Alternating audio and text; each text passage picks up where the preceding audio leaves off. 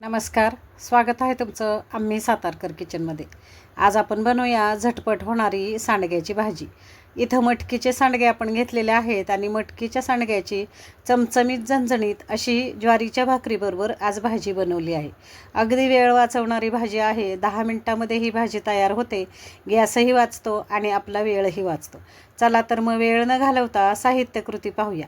चमचमीत झणझणीत अशी मटकीच्या सांडग्यांची भाजी सातारा स्पेशल आहेच, पण त्याचबरोबर फार छान चवदार चविष्ट आहे।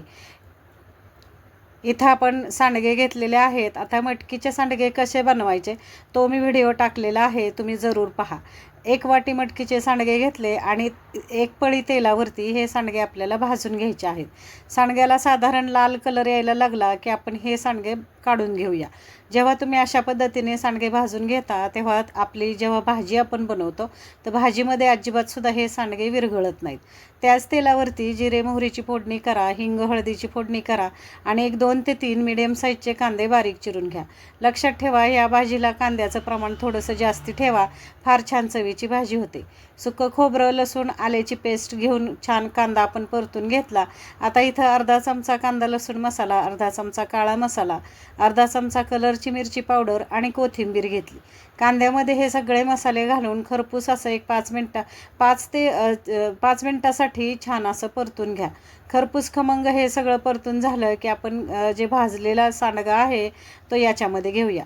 असं म्हटलं जातं की मटकीचा सांडगा पटकन शिजत नाही किंवा मटकीचा सांडगा जर आपण मटकीच्या डाळीमध्ये दुसऱ्या डाळी मिक्स नाही केल्या तर हा सांडगा भाजीमध्ये विरघळतो। पण अजिबात सुद्धा न विरघळता ही भाजी कशी तयार केली ते मी तुम्हाला दाखवते। सांडगा घालून छान भाजी परतून झाली की आपल्याला गरम पाणी घ्यायचं आहे।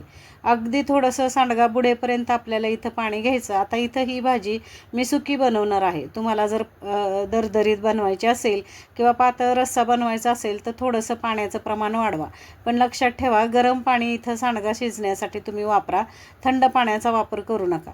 तर छान असं हे गरम पाणी घालून 1-2 मिनिटासाठी उलटण्याच्या साहाय्याने छान आपण परतून घेऊया आणि आता झाकण ठेवूया।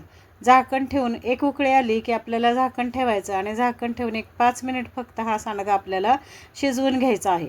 गरम पाणी आणि सांडगा परतल्यामुळे आणि गरम पाणी घातल्यामुळे हा पटकन शिजतो।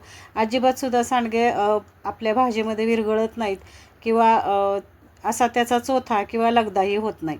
तर इथं पहा, आता भाजी आपली तयार आहे। थोडंसं मला पाणी वाटतंय भाजीमध्ये, मी हे पाणी चांगलं सुकवून घेते। तर पहा, इथे तुम्ही पाहू शकत असाल कुठेही सांडगा आपला विरघळलेला नाही आहे किंवा आपल्या भाजीचा चोथा किंवा लगदा झालेला नाही। आणि अशा पद्धतीने मटकीचे सांडगे चवीला फार सुंदर लागतात। मी सांडग्यामध्ये दुसरं कोणतंही डाळी मिक्स न करता हे सांडगे चवीला फार छान लागतात। आणि छान असा हा सांडगा आपला शिजलेला आहे। मी पुन्हा एकदा तुम्हाला दाखवते। सांडगा सुंदर असा शिजलेला आहे। अगदी 5 मिनिटात ही भाजी तयार झाली आहे। आणि पहा, इथं मस्त असा सांडगा आपला शिजलेला आहे। आणि आता आपल्याला याच्यावरती छान कोथिंबीर पेरायची आणि गरमागरम ज्वारीची भाकरी, बाजरीची भाकरी, थोडंसं मीठ घालूया आपण। सांडग्यामध्ये मीठ आणि तिखट असतं, त्याच्यामुळे तुम्हाला इथे मिठाचं प्रमाण तुमच्या चवीनुसार घाला आणि तिखटाचंही प्रमाण तुम्हाला जसं पाहिजे तसं घाला।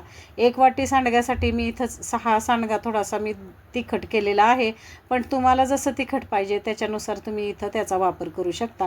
पण लक्षात ठेवा, जेव्हा आपण सांडगे करतो तेव्हा त्याच्यामध्ये तिखट आणि मीठ वापरतो, त्याच्यामुळे तिखटा मिठाचा वापर थोडासा अंदाजानुसार करा। वरून चांगली हिरवीगार कोथिंबीर आपल्याला बारीक चिरलेली घ्यायची आणि गरमागरम ज्वारीच्या भाकरीबरोबर या सांडग्याचा आपल्याला स्वाद घ्यायचा आहे। आणि अशा पद्धतीने सातारा स्पेशल मटकीच्या डाळीचे सांडगे करून पहा, खाऊन पहा। रेसिपी तुम्हाला आवडली तर चॅनल लाईक करा, शेअर करा आणि सबस्क्राईब करा। अगदी गॅस वाचवणारी रेसिपी तर आहेच, पण झटपट होणारी रेसिपी आहे आणि तेवढीच चवदार चविष्ट आहे। अगदी 10 मिनिटांमध्ये ही भाजी तयार होते। धन्यवाद मंडळी, करून पहा तुम्ही। इथपर्यंत व्हिडिओ पाहिल्याबद्दल तुमचे खूप खूप आभार, खूप खूप धन्यवाद।